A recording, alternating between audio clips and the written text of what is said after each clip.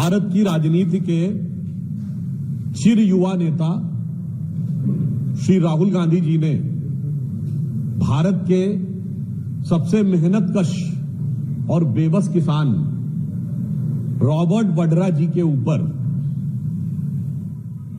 जो विधिक कार्रवाई चल रही है उस पर प्रतिक्रिया करते हुए अपनी कुंठा की अभिव्यक्ति की है।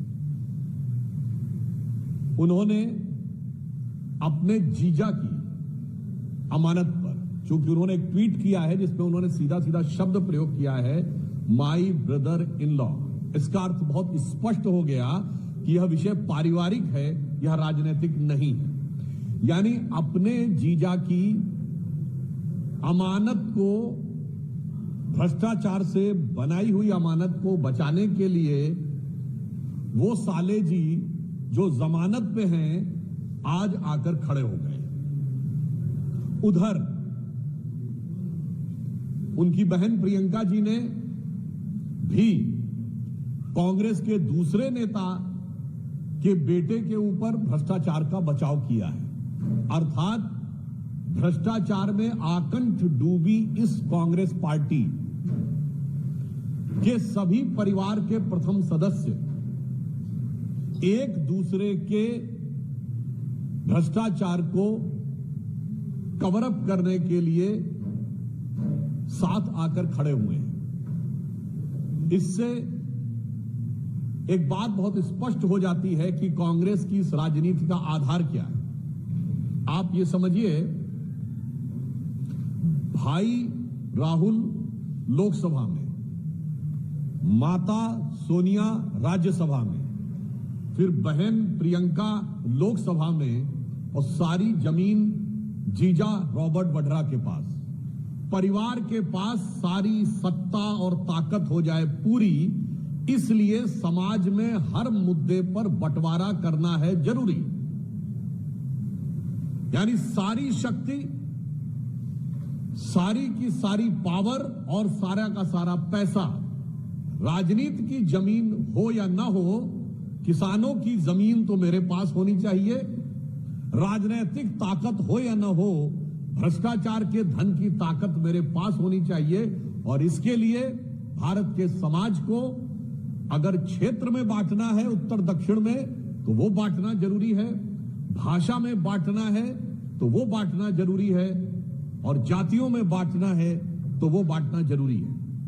अतः हम भ्रष्टाचार में आकंठ डूबे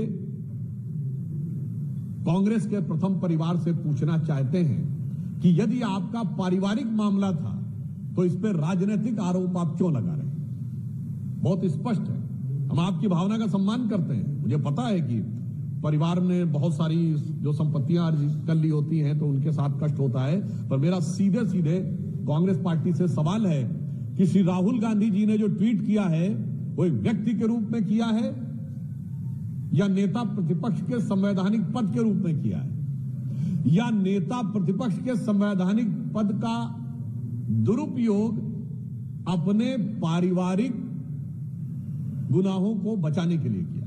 धन्यवाद। एक सवाल है, कांग्रेस पार्टी जयराम में सब सवाल उठा रहे हैं। ट्रंप ने फिर से जो कहा है, तो ट्रंप ने कहा है कि प्लेन गिरे थे, मैंने प्लेन को चक्कर में जो है बंद करवाया।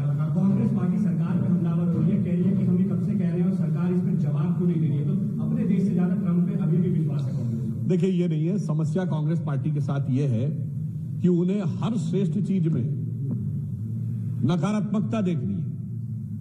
आपने देखा कि भारत ने एक बड़ी विशिष्ट कूटनीतिक दक्षता हासिल की के द्वारा जब टीआरएफ को प्रतिबंधित घोषित करवाया। आज चाइना ने भी उस मुद्दे के ऊपर आलोचना कर दी है, आतंकी हमले की। मगर अफसोस की बात यह है, जो सबसे ज्यादा विदेश घूमते हैं उन्हें विदेश नीति की समझ नहीं है, और जो विदेश नीति को सर्कस कहते थे, मुझे लगता है उन्हें अपने दिमाग के सर्किट को चेक करने की आवश्यकता है।